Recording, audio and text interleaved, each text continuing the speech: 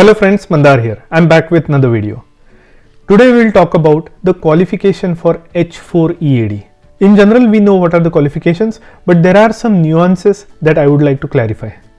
Now H1B FY25 season is also starting, so I would like to remind some of the things and the process. Also some important points regarding EB1 category. So a lot of important topics, guys. Watch this video until the end and let's get started.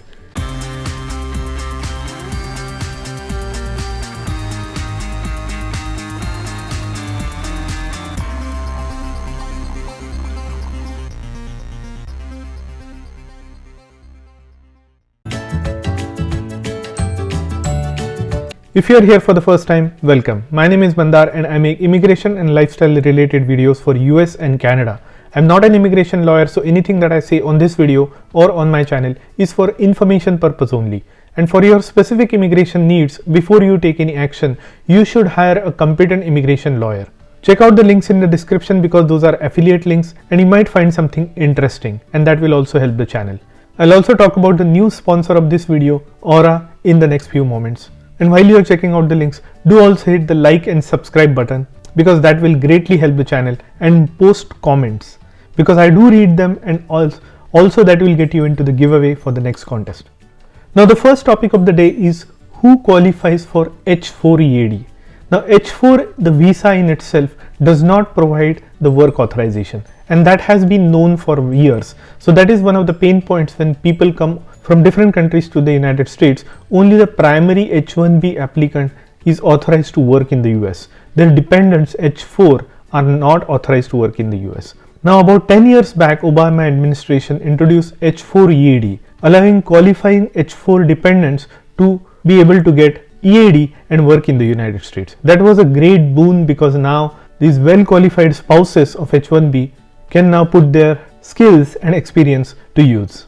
But this category was limited to certain situations only.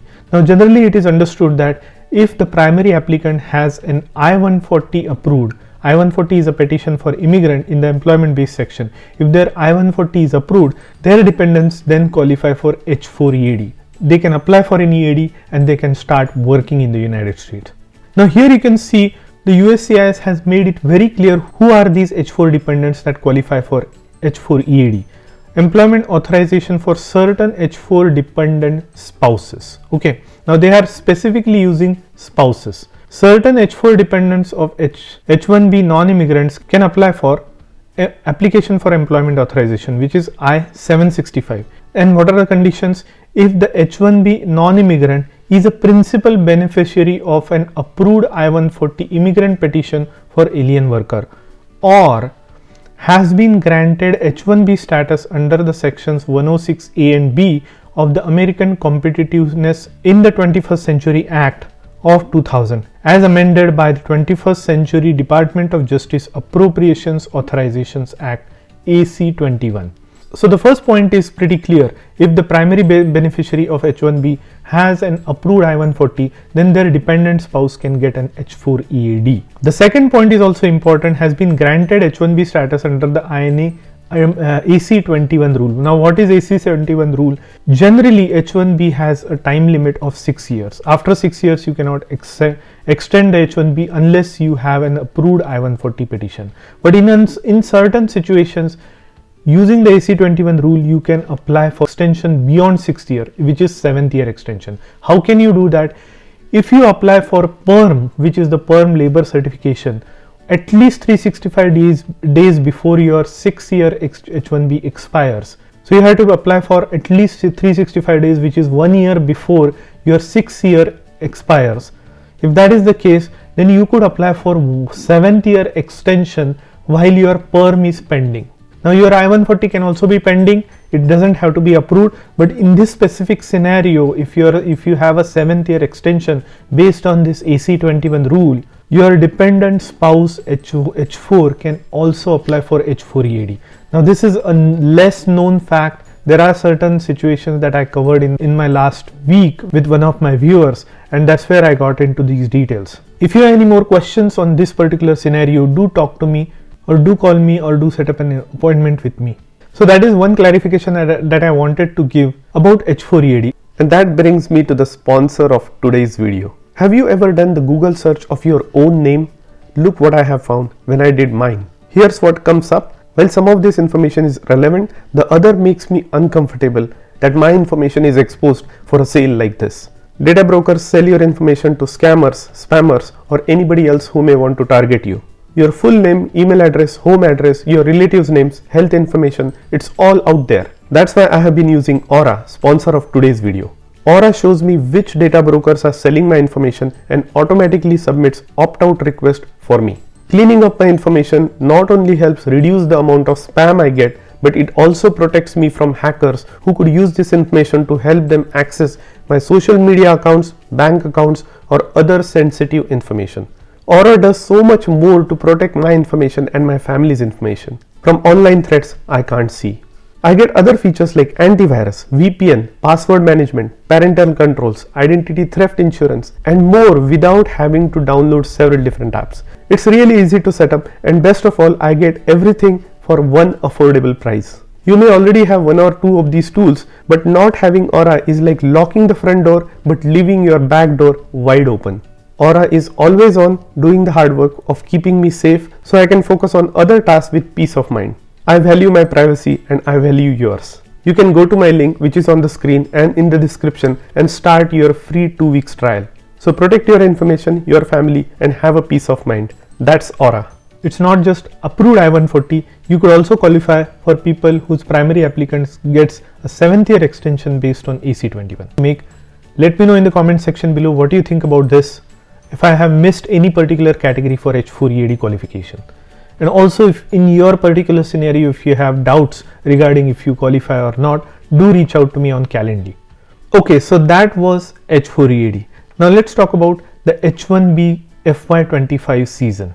Now here are the important dates regarding this H1B lottery for FY25. Okay, so this H1B registration process timeline, these dates you have to remember. February 20th, petitioners and registrants can begin creating H1B registrants account at noon EST, Eastern Standard Time. March 6th, H1B registration period opens at noon Eastern Time. So March 6th is the date, which is on the Wednesday. At noon, you can actually start registering for H1B program. March 22nd, H1B registration period closes at noon Eastern. So you have about 2 weeks to apply for your H1B.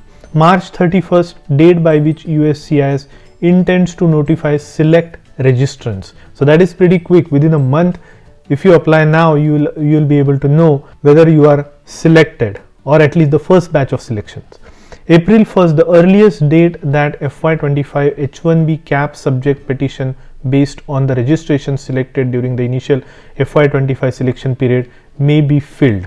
Now, how will the registrations get notifications? Now, USCIS intends to notify registrants and their representatives with a selected registrations via their USCIS online accounts. Okay, the registrants' USCIS online accounts will show one of the following status for each registrant. Now, submitted, if they will change the status to submitted if the registration has been submitted and is eligible for selection. If initial selection process has been completed, this registration remains eligible unless subsequently invalidated for selection of any subsequent selection for the fiscal year for which it was submitted. Now the status will be selected if you are selected to file an H1B cap petition. So this is the status you are looking for, selected. Now not selected is unfortunately for people who are not eligible to apply for H1B cap petition for FY25. Now denied and not selected are two different statuses. Now let's look at what is denied. Multiple registrations were submitted on or behalf of the same registrant for the same beneficiary. If denied is as a duplicate registrant, all the registrations submitted on behalf of the same registrations are invalidated. So that is the difference between not selected and denied. Not selected means you are not selected in this round. There is a possibility that you may be selected in the next round of H1B lottery. But if you get denied, that is because you misrepresented yourself, you submitted multiple petitions and so on. So denied will not get you any further approvals. And then the last status is invalidated, failed payment. Registration was submitted but payment method was declined, not reconciled, disputed, or otherwise invalid. So those are the statuses that you are looking for. Now hopefully this year there will be less and less fraudulent applications, so that those who really deserve, those who really have a legitimate job will truly get their H1B selected. So let's hope for that. Now these H1Bs, if approved, when approved, will be effective 1st of October. So if you are an F1 and if you are an OPT, there is a cap gap that you will also have to apply if your OPT expires before October 1st. Do put down in the comment section below if you have particular questions regarding the cap gap and how to bridge your gap until you start your H1B job.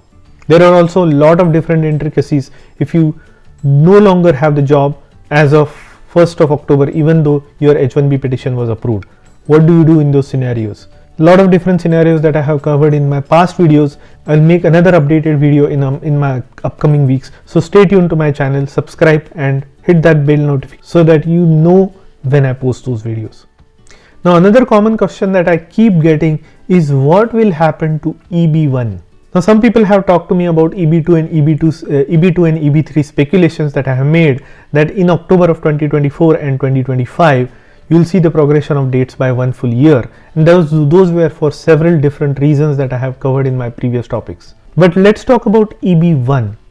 Many people are getting qualified for EB1. There is no data how many people are jumping the queue from EB3, EB2 to EB1, but one thing we know for sure is they are carrying their priority date along. So if they jump the queue and join the EB1 queue, you can be sure that they are in the front of the line, because usually they will be bringing the priority dates from 2012, 2013, 2014 and so on, which will be way ahead of you if you have just come in from other country into the United States and applying for EB1-A or EB1-C. Unfortunately, EB1-A and EB1-C all fall in the same category. They occupy the same space in terms of priority dates. Now in terms of what will happen, I would say steady progression until September. There is also a possibility of EB1 becoming current in October, but for a very short time, because if the dates retrogress for the rest of the world as well, if there are no spillovers from FB category, there could also be a retrogression immediately after October. So keep that in mind. I go through finer details about EB1-A qualifications, EB1-C qualifications. In fact, I am going to do a master class by the end of this month. Here's the brochure for that. There will be a registration link that will be provided where you can register for this master class, and I will go into the intricate details of every qualification for EB1-A. So those of you who are aspiring to get your application into EB1-A, who might not otherwise think that they are qualified, should certainly watch my webinar. As soon as I drop the link for registration, do make sure that you register for that webinar, because the seats will be limited by the limit of the Zoom. So really that's all I wanted to cover in this video. If you have any other topic that you would like me to cover in my upcoming videos that are relevant to current scenarios, do post them into the comment section below. I do read them, and that's where I get most of my ideas for my future videos. And if you like the content of this video, do hit the like button and consider subscribing to my channel, and I'll see you in the next one.